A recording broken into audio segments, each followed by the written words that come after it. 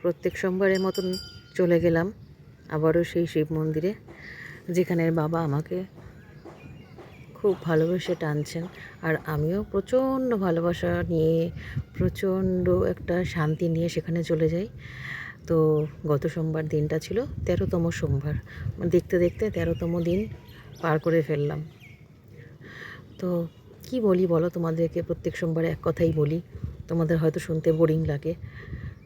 যতটা সম্ভব পারি বাবার সেবা দিতে চেষ্টা করি। আচ্ছা, আমি না মাঝখানে মনে মনে ভাবছিলাম যে বাড়িতে যদি একটা ছোট্ট কোথাও একটা আলাদা সিংহাসন করে ছোট্ট একটা বাবাকে যদি প্রতিষ্ঠা করি, তো কেন জানি না কিছুতেই এই জিনিসটা পসিবল হয়ে উঠছে না। তার মানে কি এটা যে ওই বাবাই আমাকে ডাকছেন যে তুই এখানে এসে আমাকে সেবা দিবি, এরকম ব্যাপার কি?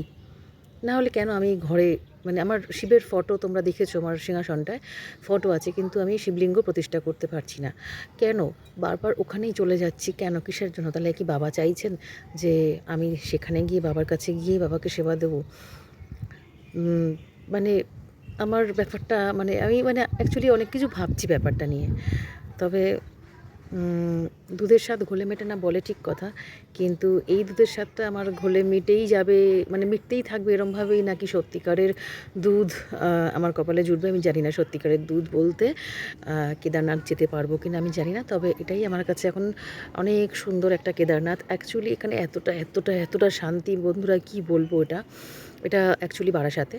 তো এতটা শান্তি, আর এই পেছনের পুকুরটা দেখছো, কালকেও অসাধারণ পরিমাণে সুন্দর মিষ্টি এক হাওয়া ছিল, আর বড় বড় গাছ রয়েছে। পেছনে দেখো একটা বড় গাছও রয়েছে, তোমরা কিছুটা হয়তো কাণ্ডটা দেখে বুঝতে পারছো। আমার ভীষণ ভালো লাগছিলো, মানে বিশ্বাস করো আমার ওখান থেকে আসার একেবারে মন করে না, আমাকে যেন টানতে টানতে নিয়ে আসে, যে চান করে পুজো দিতে গেছি, এবার বাড়িতে গিয়ে খেতে হবে, ওই মানে টানা হেঁচড়া করে আমাকে নিয়ে চলে আসে।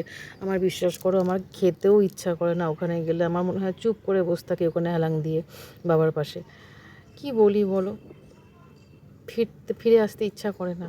কবে যে বাবা আমাকে সব কিছু ছাড়িয়ে, সব কিছু মোহ মায়া ভালোবাসার ঊর্ধ্বে পাঠিয়ে, মানে ঊর্ধ্বে নিয়ে গিয়ে কবে যে বাবা নিজের কাছে আমাকে ডেকে নেবেন যাই না।